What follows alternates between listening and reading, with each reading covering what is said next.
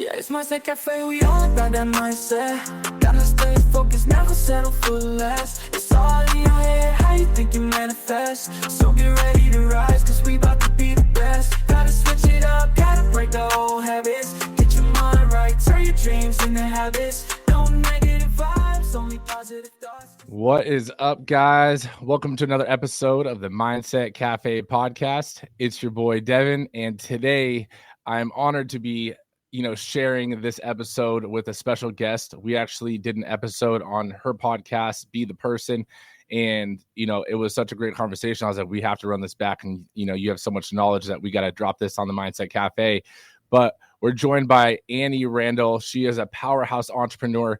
She is a motivational speaker, a certified coach. And again, like I said, the host of the Be the Person podcast. But Annie's owned 3 successful Orange Theory fitness franchises and has spent over a decade helping people transform their lives, by mastering small, consistent habits. And she believes that the biggest shifts come from the smallest daily promises we keep to ourselves. And so she's here to help you guys become the person that you're meant to be. And honestly, you guys already know, with us doing everything with Strive 11 and the franchise, it was such a cool connection with her and Orange Theory. And so I think that the best thing in this world is collaboration. So, Annie, thank you so much for taking the time out of your day to, run it back with me on the Mindset Cafe. Absolutely. I'm super excited to be here. I loved our first conversation and excited to dive into this one. Awesome. I like to start with the backstories first, right? It makes everything more relatable to the listeners. And so what was your childhood like? What was your bring up, and how did that lead into you getting into fitness? Yeah, I love to start with stories because I think people can relate. I grew up in a small town in South Dakota, Pierce, South Dakota, right in the middle of nowhere. And to me, fitness and sports were always a part of life. They were always important to me. And it was really how I dealt with stress, even through college and after. But I got my degree in economics and my MBA. So fitness as a business really wasn't on my radar. I was a director of sales for a long time for a bank. And one day we just got this postcard in the mail for a new concept, Orange Theory Fitness. And we decided, my husband and I, to go to this. And he walked out of there saying, we should own this business. I walked out of there saying, we should be a member. And I don't know, we watched for a while and decided to jump into fitness as a career. It was something, I didn't expect, but like you said, we've been doing it over a decade. And really, I found a lot of joy and passion in just helping other people achieve their success. No, that's awesome. And sometimes your purpose or your mission kind of finds you. That's, at least for me, that's how it found me. I thought personal training was a college job, right? I was like, this is the best college job ever. Little did I know I was growing more and more in love with the industry and the actual career path of it, and which led us to where we are today. But I think that's so awesome that you guys, even though you guys had different ideas, like your husband was like, we should own it. You're like, we should just join as a member. You guys still watched, you guys still participated. And then, fate had it that you guys ended up diving in. So, you've been doing it for a while, and you had to face it as we hit COVID, right? So what was the mindset shift that you had to have as an entrepreneur during that crazy time when a lot of people were closing their gyms and, there was panic and all that kind of stuff? What were the mindset shifts that you had that allowed you to come out on the other side? Yeah, that was a big one, because I remember sitting in our parking lot of one of our studios, March 2020. And literally, as an ownership group, we had decided to close studios for 2 weeks, which just seemed so overwhelming to me. Like, oh my gosh, how are we going to do this? What is it going to be like? And then while I was telling our staff, the governor of Colorado actually closed studios for a month. And so that was even another like, wow, we just went to a zero revenue business overnight. And our studios ended up staying closed 3 months. And then we did high intensity in masks for over a year in Colorado. So it was definitely a challenging time to own a gym, but never was there a time that people needed community more. And so we shifted and we did it a lot different. I have a really great team that's been with me a long time, and we just loved people and showed them fitness, through Zoom, through little packages at their door, little reach outs on text, all these different ways that you can still connect and have community. But the biggest mindset shift for me was just failing isn't an option. Like, we are going to make it out of this.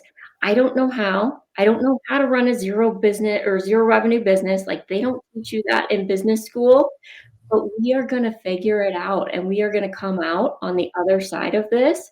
And I just kept relaying that over and over to my team of, we're going to make it. We are going to get out of here. And we did. And it wasn't without some scars and some different things, but we made it out to become a thriving business again. No, so I mean, that's awesome. That's like a true testament to perseverance, but also a true testament to what I like to say is there's a solution for every problem, right? And you may not know the solution now or even after a couple of attempts, but if you just are willing to push through it and try different stuff, like there's always going to be an answer. You just got to find it, right? And so I think that's so awesome that, you guys did go out, like above and beyond and do the doorstep thing and do Zoom and, find out ways to still connect, because I think fitness is such a huge aspect of people's lives, not just for, just looking good, but, for mental health and all these other things that kind of come along as a byproduct of working out. Right. Absolutely. And when you find your community, I'm sure you have this as well at your studio, of just when you find that community and those people you connect with. Yes, we do fitness on a daily basis, but like you said, we do mental health, we do community. All of that wraps up into such a bigger picture that you can't do all by yourself in the basement of your house. It is so true. I mean, me personally, I like to work out. I can work out at home. I know some clients and some members can't, but at the same time, I don't want to do every workout at home. Like, I like working out around people. I like the community. I like the culture, right? Because we're social beings, right? As much as people want to say they're a homebody and stuff, like, you still need other people. That's why, like, if you're in prison, if you go to solitary confinement, that's where people start to go crazy. Like, you need to be social. You need that community, right? So one of the things I want to ask too is, we talked about the mindset shift from COVID because that was such a crazy time, but what were the things early in starting the franchise that you learned about yourself? Because were you an entrepreneur before you started Orange Theory? I was not. And to be honest, it wasn't on my radar. I didn't necessarily want to own a business. Like you said, sometimes your purpose finds you. And I feel like that was the case. And it was a big shift coming from corporate America to owning your own business. Because in corporate America, I was in charge of one department, one product, and I was really good at it. And then you get thrown into being an entrepreneur and you're in charge of accounting and human resources and cleaning and the product and all the things that you really have to be good at a lot of different things. And when I started out, Orange Theory now is a brand name, but then it really wasn't. We were one of the very first studios in the country to open. And I honestly had a lot of fear because we put everything we owned on the line to start this franchise, because I really believed in community and fitness and really wanted to change people's lives. But when you do that and then you start leading out of fear, it's not the best recipe for success. And I don't think I slept much that entire first year. I just was really worried about, what if we fail? What if we don't make it? And finally, I just had to have a mindset shift, because I was going to drive myself and honestly probably all the people around me crazy, of when you lead to win versus lead not to lose, it's totally different. And when I made that mindset shift of, we're going to lead to win, we're going to lead to change people's lives. And when you do that, I think the revenue and all the things that you need in business really fall into place. But that was a big one for me, to shift out of fear And, people may not own a business. They may be listening to this thinking, I'm not even working out right now.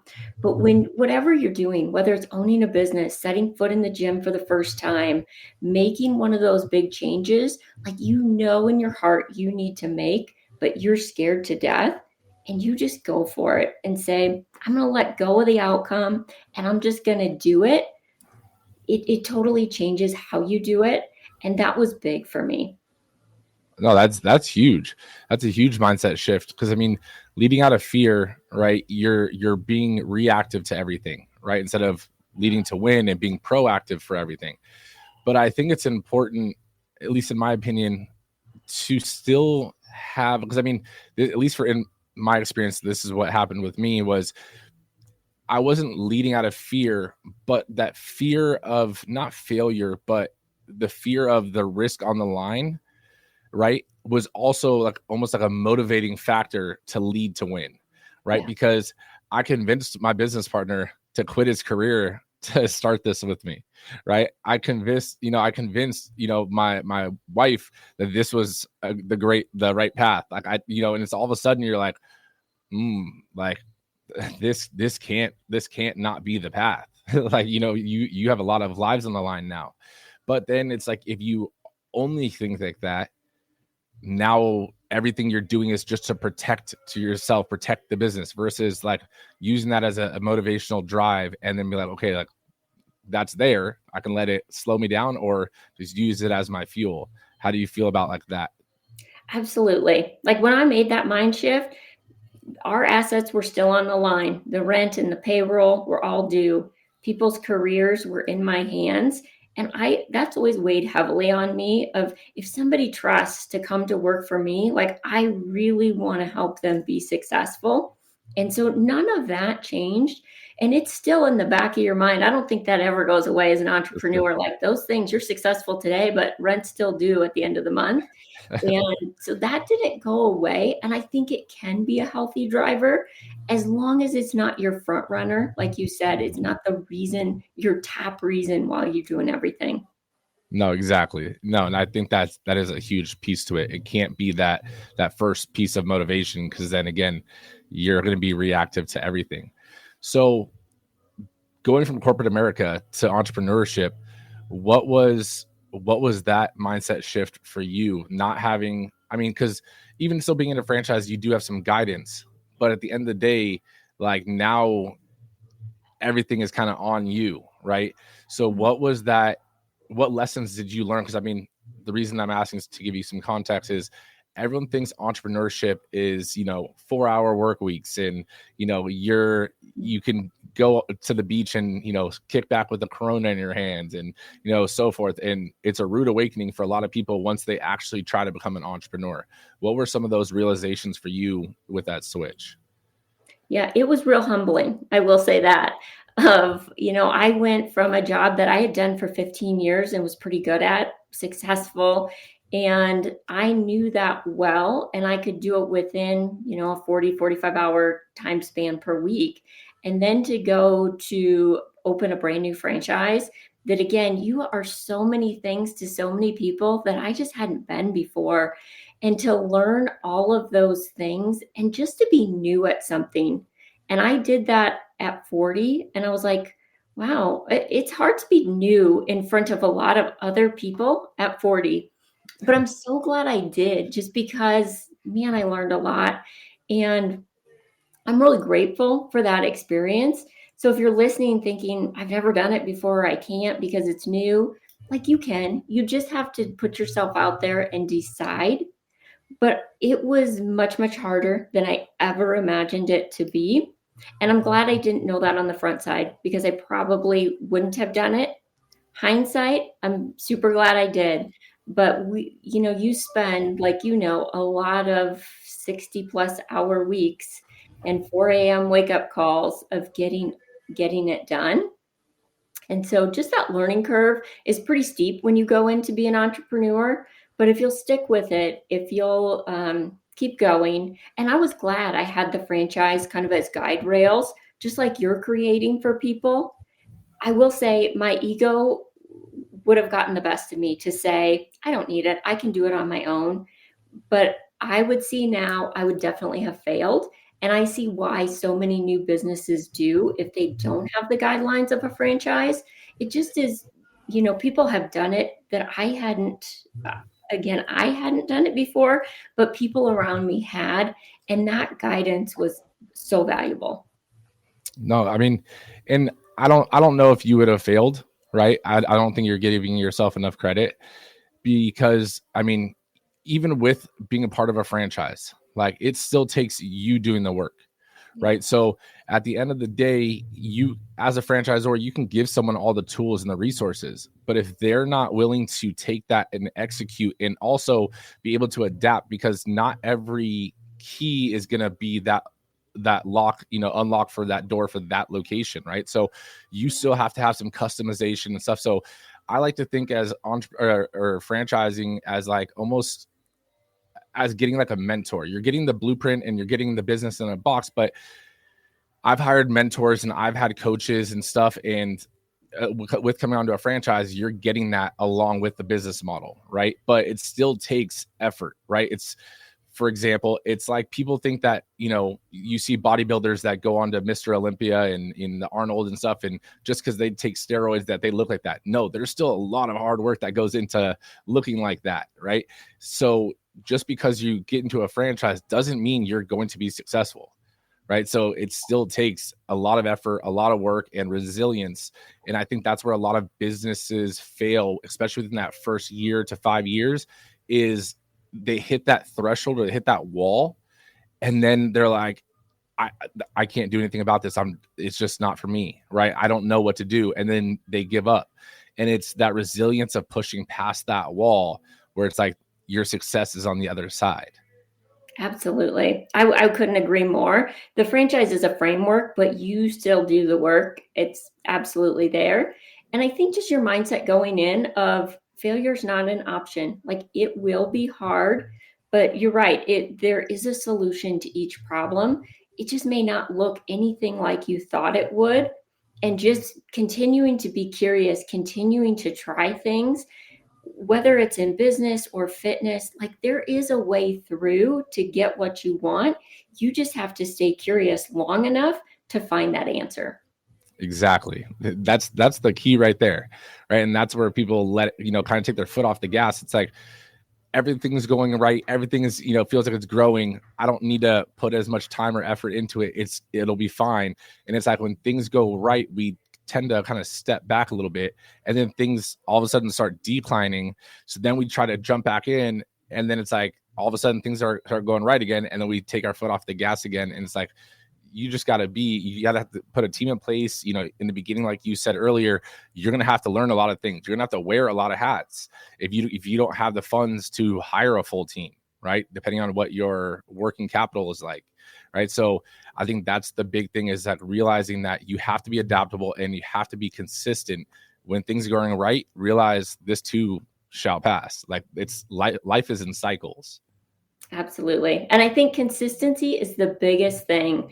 In life, either business or whatever you're doing, it is so easy in the good times and the bad times just to throw it in and say, I can't do it anymore, or it's going really great and I don't have to do it anymore. But just you may do it a little bit different in those times, but consistently staying involved, I think, is definitely key. No, definitely. So now on to transition a little bit. You open one location, it's doing well.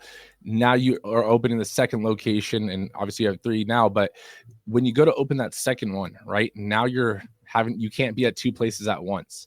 What was that level up in mindset that you had to have in order to not be essentially, I know your podcast and everything is be the person, but you can't be the person at 2 places at once. So how did you instill be the person for your management team at the locations?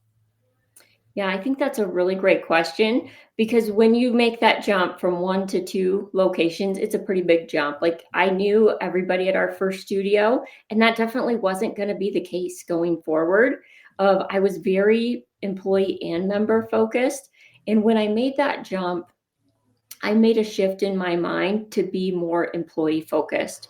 Like, I love our members. I will have a conversation with them. I'll work out with them, but it wasn't my main focus.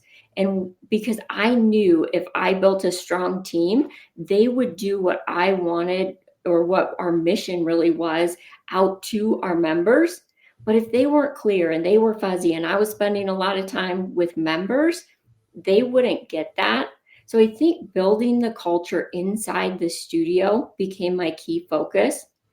And I'm a picture person. I always my mind works in pictures.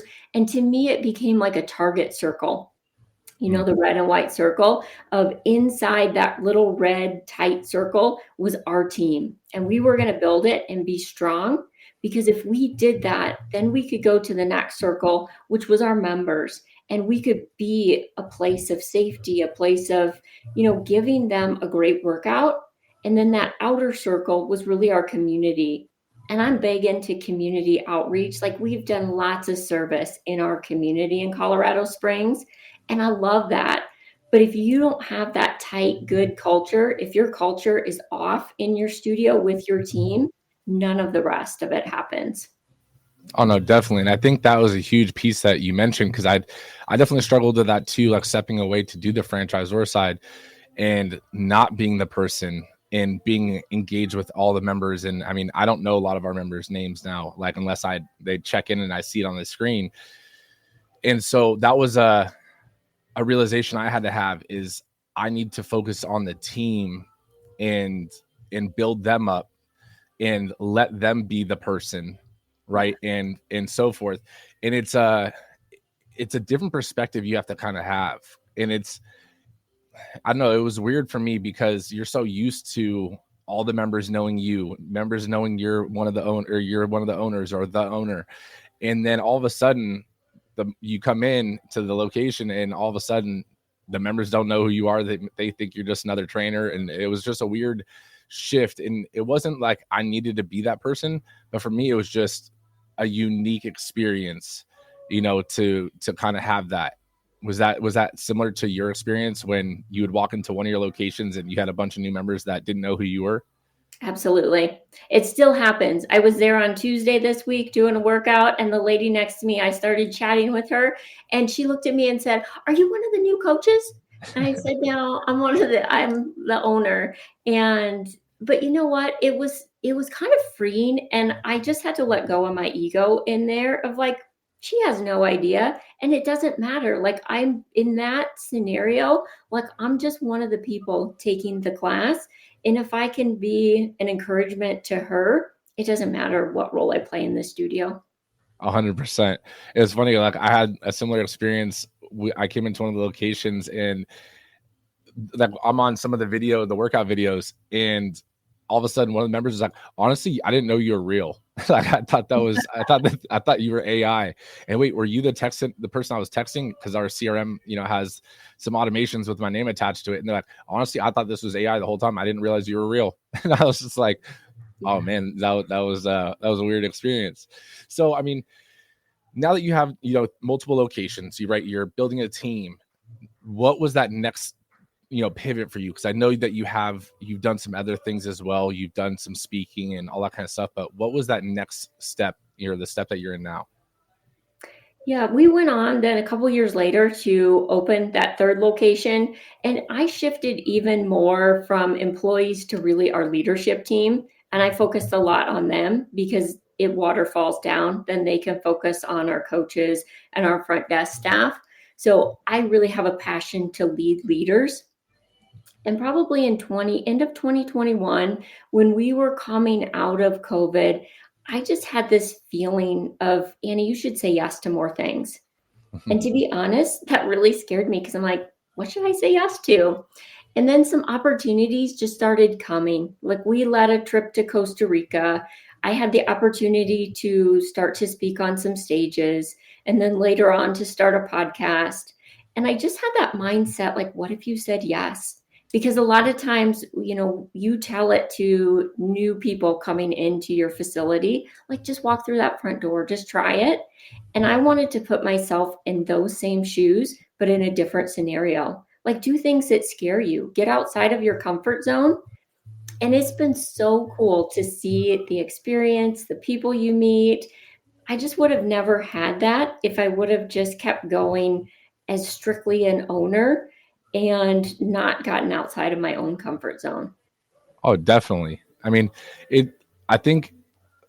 I mean, correct me if I'm wrong, or if you have a different opinion. You have, because I believe me, I'm the same way. You have to step outside your comfort zone and say yes to more things, but it's hard because you can't say yes to everything. And this is something that I more recently kind of realized, especially with podcasting, right? You know, you get asked to be on shows and so forth, and realizing not every show is for you, right? And not every, you know, speaking engagement is for you, or every networking event is for you. So how do you decide what is right for you and what is maybe something that you should spend your time a little bit better, even if it's with your family or something like that? But how do you decide what is a yes and what is not a yes? Yeah, that is such a great thing to think about up front. And really for me, I'm still learning with everybody. I don't know that I have this all figured out. I feel like some weeks I do it really well, and other weeks I still get to the end of the week and I'm just exhausted. And I'm like, wow, I said yes to way too much. But when I zoom way out to be, a lot of people create yearly goals or monthly goals, and I love that. But zooming out even further to be like, what is the life I want to create? What does that look like? Like, what relationship do I have with my husband, my kids? How much rest do I get? What books am I going to be able to read? How do I want to show up with my friends on Friday night? Because for a lot of my life, I showed up just completely wiped out and exhausted. And now it's just a different framework to really say, what does that big picture life look like? And then start zooming in smaller and smaller to make those decisions. And some of them are heart decisions, like, in your heart, I should say yes to this. And some of them you just know, like, if it comes, and like a lot of times, like we booked this probably a month or two ago. And I just think about when that day comes, am I going to want to show up? Am I going to be able to give my best? Or am I just saying yes to say yes to get, my face or my name or my podcast out there one more time? Because if I do that, I don't show up the best version of Annie. And for those things, I've started to say no to. So really looking, I guess, big picture and then drilling down has worked for me. Oh no, that's huge. That is huge.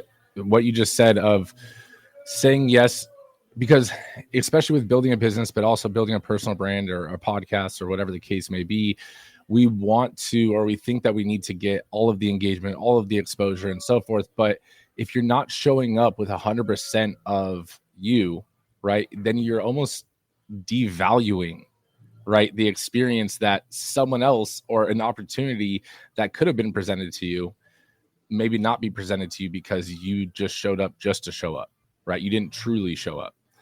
And I think that's a huge realization, especially because it's easy to get burnt out when you're just going on this marathon of just trying to get yourself out there any way which impossible. So I think that is a huge piece to it for sure. Now, what was the reason for you starting your podcast, right? Like, what was that initial like light bulb moment, or the core mission behind your podcast? That was a big undertaking because, a podcast is a lot of work. But I really felt like I had joined a mastermind group and started doing some speaking and wanted an extension of that. And I love podcasts myself. I learn a lot through podcasts. And I just thought, what an amazing opportunity, one, to be able to share content with people. I have a super curious mind and it goes a million directions. So I'm always researching something anyway. And I thought, what an experience to be able to share that. But also for me personally, you get access to people that you wouldn't normally get access to. And so for an hour of somebody that could cost thousands of dollars in coaching, I could interview them, ask the questions that I wanted on my podcast, and get it for free. And that just seemed like a win-win to me of giving to other people, but also being fed at the same time was one of the main reasons I decided to do it. Oh, 100%. That's actually one of the biggest things when I talk to other business owners and some of the masterminds that I'm a part of. And they're like, I'm thinking about joining a podcast, or I'm thinking about starting one, and I don't know. I'm like, what are you scared about? Right? You know, how you sound. I was like, you don't even, as the host, you don't do that much talking, right? You just ask questions.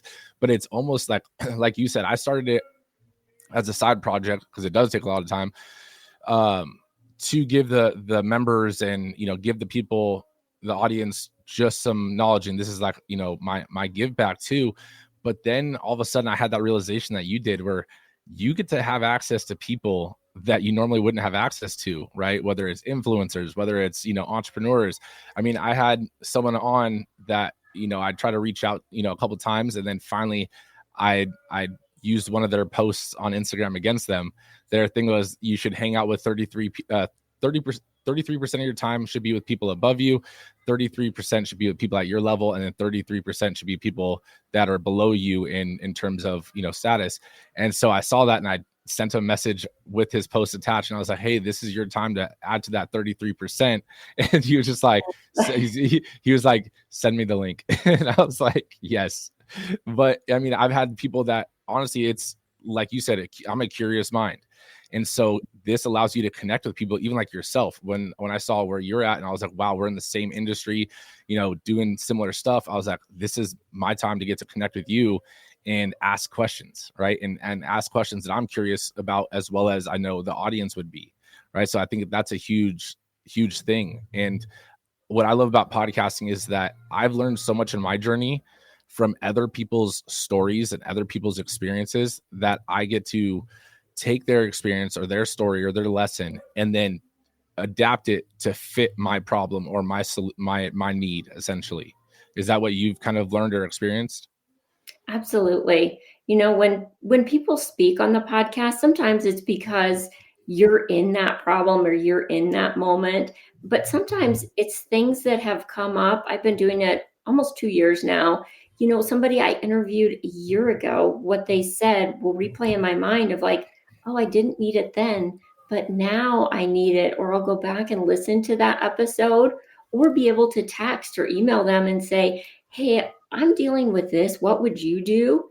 And again, that's just invaluable. Oh, yeah, definitely. I mean, not every lesson you learn in life is needed at the moment, but you're adding to your tool belt, essentially, right? Just because you learned, you know, algebra doesn't mean you're going to apply it to life. And all of a sudden you get to something and you're like, oh, wow, that actually makes sense now. Right? It wasn't just something to take a test on, right? So I think that is a huge piece to it. So I love that connection. I do want to ask, you know, one final question, right? And this question is the legacy wall question, right? So it's not a tombstone. It's not anything like that. It is the Annie Randall legacy wall.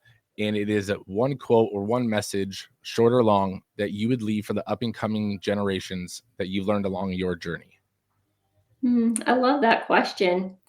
You know, I was growing up, my parents listened to cassette tapes in the car, and a lot of them were motivational. And at the time, like, you were in the back seat, you didn't have a choice of what you were listening to. There was no headphones that you could put on. And Zig Ziglar was somebody my parents listened to a lot. And one of his sayings is, you can get everything in life. You can get everything out of life if you just help enough other people get what they want.